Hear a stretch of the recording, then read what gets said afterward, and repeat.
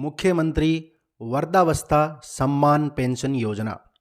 मुख्यमंत्री वृद्धावस्था सम्मान पेंशन योजना सामाजिक न्याय एवं अधिकारिता विभाग द्वारा संचालित की जाती है और इसमें पात्रता क्या है?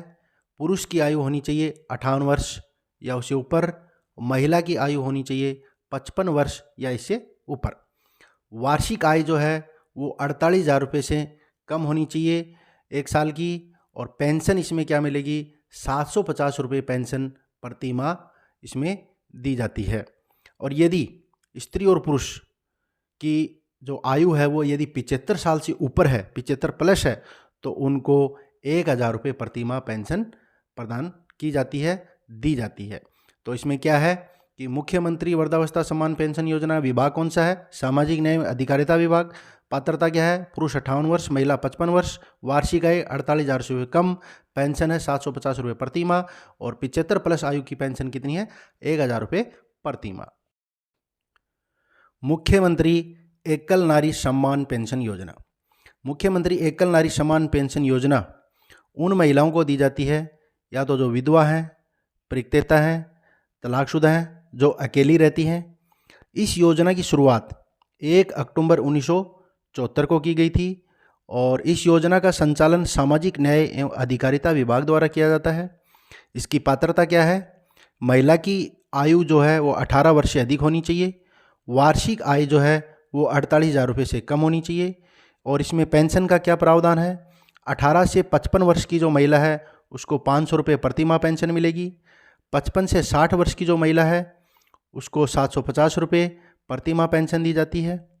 60 से 75 वर्ष की जो महिला है उसको 1,000 रुपये प्रति माह पेंशन दी जाती है, और 75 वर्ष से ऊपर की जो महिला है उसको 1,500 रुपये प्रति माह पेंशन दी जाती है। मुख्यमंत्री विशेष योग्यजन सम्मान पेंशन योजना। मुख्यमंत्री विशेष योग्यजन सम्मान पेंशन योजना की शुरुआत नवंबर 1965 में की गई और इसका संचालन सामाजिक न्याय एवं अधिकारिता विभाग द्वारा किया जाता है। और इसमें पेंशन का क्या प्रावधान है? महिला 55 वर्ष से जो कम है उसको 750 रुपये प्रति माह दी जाती है। पुरुष 58 वर्ष से कम है उसको भी 750 रुपये प्रति माह दिए जाते हैं। महिला 55 वर्ष से 75 वर्ष की आयु की है उसको 1,000 रुपये प्रति माह पेंशन प्रदान की जाती है। पुरुष 58 वर्ष से 75 वर्ष तक जो है उसको भी 1,000 रुपये महीना प्रति माह पेंशन दी जाती है। और 75 वर्ष से ऊपर यानी कि स्त्री और पुरुष, महिला और पुरुष दोनों जो कि 75 वर्ष से ऊपर हैं तो उनको 1,250 रुपये प्रति माह पेंशन दी जाती है। मुख्यमंत्री निःशुल्क दवा योजना। मुख्यमंत्री निःशुल्क दवा योजना की जो शुरुआत है वो 2 अक्टूबर 2011 को की गई और इस योजना के तहत अभी वर्तमान में उपलब्ध दवाइयों की संख्या है 713, यानी कि अभी वर्तमान में 713 दवाइयां हैं जो इसमें उपलब्ध हैं। मुख्यमंत्री निःशुल्क जांच योजना। मुख्यमंत्री निःशुल्क जांच योजना की शुरुआत 7 अप्रैल 2013 को की गई थी। मुख्यमंत्री चिरंजीवी स्वास्थ्य बीमा योजना। मुख्यमंत्री चिरंजीवी स्वास्थ्य बीमा योजना एक महत्वपूर्ण योजना है और परीक्षा की दृष्टि से भी महत्वपूर्ण है। इसमें से कई बार एग्जाम में क्वेश्चन आ चुके हैं। तो मुख्यमंत्री चिरंजीवी स्वास्थ्य बीमा योजना की जो शुरुआत है वो हुई थी 1 मई 2021 को। कब हुई थी इसकी शुरुआत? 1 मई 2021 को इसकी शुरुआत हुई थी। और इसका लाभ कौन ले सकते हैं? इसका लाभ ले सकते हैं संविदा कर्मचारी, सीमांत किसान, राष्ट्रीय खाद्य सुरक्षा से जुड़े लोग, जनसंख्या 2011 के अनुसार आर्थिक रूप से पिछड़ा जो वर्ग है वो इसका फ़ायदा उठा सकते हैं, इसका लाभ ले सकते हैं। इनको ये योजना का जो लाभ है वो निःशुल्क मिलेगा, इनसे कोई शुल्क नहीं लिया जाएगा। इसके अलावा अन्य जो परिवार हैं यानी कि इस दायरे में जो परिवार नहीं आते हैं, इसके अलावा जो परिवार हैं उनको सालाना 850 रुपये का प्रीमियम देना होगा और इसमें 10 लाख रुपए तक का बीमा कवर किया जाता है। मुख्यमंत्री कन्यादान योजना। मुख्यमंत्री कन्यादान योजना है, इसका संचालन सामाजिक न्याय एवं अधिकारिता विभाग द्वारा किया जाता है और ये कन्यादान जो योजना है ये किसके लिए है? SC ST, अनुसूचित जाति, अनुसूचित जनजाति और अल्पसंख्यक जो वर्ग है, इन तीनों वर्गों के अंदर जो BPL परिवार है, क्या है समझना, SC ST अल्पसंख्यक जो समुदाय है उसके अंदर जो BPL परिवार है, उस BPL परिवार के लड़की की शादी पर 31,000 रुपये की सहायता प्रदान की जाती है। कितनी की जाती है? 31,000 रुपये की सहायता प्रदान की जाती है लड़की की शादी पर। लड़की 10वीं पास है तो 10,000 रुपये एक्स्ट्रा दिए जाएंगे, अतिरिक्त दिए जाएंगे लड़की की शादी पर। और यदि लड़की स्नातक है, लड़की ग्रेजुएशन है, तो उसको 20,000 रुपये की अतिरिक्त राशि इसके अंदर प्रदान की जाती है। पालनहार योजना। पालनहार योजना उन बच्चों के लिए है जिनके माता पिता की डेथ हो चुकी है या माता पिता में से कोई एक की डेथ हो चुकी है और एक कोई सज़ा काट रहा है, किसी प्रकार की सज़ा काट रहा है या कोई जेल में है, दोनों में से कोई एक या दोनों की मृत्यु हो चुकी है, उन बच्चों के लिए योजना है। इसकी शुरुआत हुई थी 2004 में। इसकी शुरुआत कब हुई थी? पालनहार योजना की शुरुआत हुई थी 2004 में। इस योजना का संचालन भी सामाजिक न्याय एवं अधिकारिता विभाग द्वारा किया जाता है। इस योजना के अंतर्गत, पालनहार योजना के अंतर्गत 0 से 6 वर्ष के बच्चों को 1,500 रुपये प्रति माह प्रदान किए जाते हैं और 6 वर्ष से 18 वर्ष तक की उम्र के बच्चों को 2,500 रुपये प्रति माह दिए जाते हैं और इसके अलावा सालाना 2,000 रुपये अतिरिक्त दिए जाते हैं। कालीबाई भील मेधावी छात्रा स्कूटी योजना। कालीबाई भील मेधावी छात्रा स्कूटी योजना जो है, ये बालिका शिक्षा को बढ़ावा देने के लिए शुरू की गई थी। इसकी शुरुआत 2015-16 में हुई थी। इस योजना की नोडल एजेंसी उच्च शिक्षा विभाग को बनाया गया है।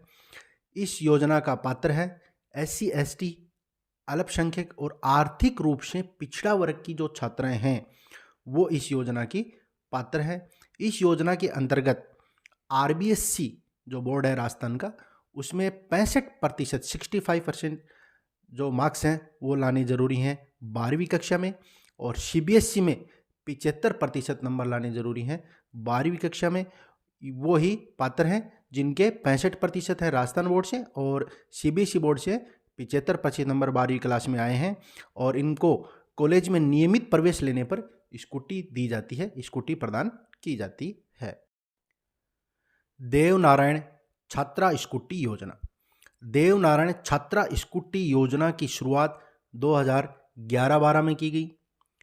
इस योजना की नोडल एजेंसी उच्च शिक्षा विभाग को बनाया गया है और इस योजना के अंतर्गत अति पिछड़ा वर्ग की छात्राओं को, किसको? अति पिछड़ा वर्ग की छात्राओं को 12वीं कक्षा में 50% से अधिक मार्क्स से पास करने पर, यानी कि 12वीं कक्षा में 50% से अधिक मार्क्स लाने पर, 12वीं कक्षा 50% से अधिक मार्क्स से पास करने पर और कॉलेज में रेगुलर एडमिशन की शर्त पर, कॉलेज में रेगुलर एडमिशन लेने पर स्कूटी प्रदान की जाती है। इस योजना में क्या है, शुरुआत कब हुई इसकी? 11-12 में शुरुआत हुई। नोडल एजेंसी है इसका उच्च शिक्षा विभाग और अति पिछड़ा वर्ग की छात्राओं को 12वीं में 50% से अधिक जो नंबर लाए हैं, मार्क्स लाए हैं, उनको कॉलेज में रेगुलर एडमिशन लेने पर स्कूटी प्रदान की जाती है, स्कूटी दी जाती है। इंदिरा गांधी मातृत्व पोषण योजना। इंदिरा गांधी मातृत्व पोषण योजना की शुरुआत 19 नवंबर 2020 को की गई। कब की गई इस योजना की शुरुआत? 19 नवंबर 2020 को इस योजना की शुरुआत की गई। शुरुआत में यह योजना प्रतापगढ़, बांसवाड़ा, डूंगरपुर, उदयपुर जिले में प्रारंभ की गई और इसके साथ 12 जिले का जो शहरिया क्षेत्र है, कौन सा? 12 जिले का जो शहरिया क्षेत्र है उसमें शुरू की गई। यानी कि प्रतापगढ़, बांसवाड़ा, डूंगरपुर, उदयपुर 4 जिले तो संपूर्ण थे, इसके अलावा 12 क्षेत्र का जो शहरिया क्षेत्र है 12 जिले का, उसमें ये योजना शुरू की गई। और उसके बाद योजना के सफल होने के बाद 2022-23 में यह योजना संपूर्ण राजस्थान में शुरू की गई, संपूर्ण राजस्थान में लागू की गई। दूसरे बच्चे के जन्म पर 5 चरणों में 6,000 रुपये की सहायता इस योजना के अंतर्गत प्रदान की जाती है। इंदिरा रसोई योजना। इंदिरा रसोई योजना की शुरुआत 20 अगस्त 2020 को की गई। इंदिरा रसोई योजना का संकल्प है कोई भी भूखा न सोए। इस योजना का संकल्प क्या है? कोई भी भूखा न सोए। यह योजना सिर्फ शहरी क्षेत्र में लागू की है, ग्रामीण क्षेत्र में इस योजना को लागू नहीं किया गया है, केवल शहरी क्षेत्र में इस योजना को लागू किया गया है। और इस योजना की नोडल एजेंसी है स्वायत्त शासन विभाग। इसका संचालन किसके द्वारा किया जाता है? स्वायत्त शासन विभाग के द्वारा इस योजना का संचालन किया जाता है। और इस योजना में प्रति वर्ष 100 करोड़ रुपए का बजट दिया गया है, बजट का आवंटन किया गया इस योजना को 100 करोड़ रुपए प्रति वर्ष। अब इस योजना के अंतर्गत थाली की कीमत है 8 रुपये। कितनी है थाली की कीमत? 8 रुपये है। और अनुदान दिया जाता है सरकार के द्वारा 17 रुपये का अनुदान दिया जाता है। घर घर औषधि योजना। घर घर औषधि योजना की शुरुआत 1 अगस्त 2021 को की गई। कब की गई इस योजना की शुरुआत? 1 अगस्त 2021 को। इस योजना के अंतर्गत 4 प्रकार के पौधों का वितरण किया जाता है: तुलसी, गिलोय, अश्वगंधा व कालमेघ। और इस योजना के अंतर्गत इन पौधों के 8 पौधे जो है वो निःशुल्क दिए जाते हैं। राजस्थान सिलिकोसिस नीति 2019। राजस्थान सरकार ने 2019 में सिलिकोसिस नीति बनाई है।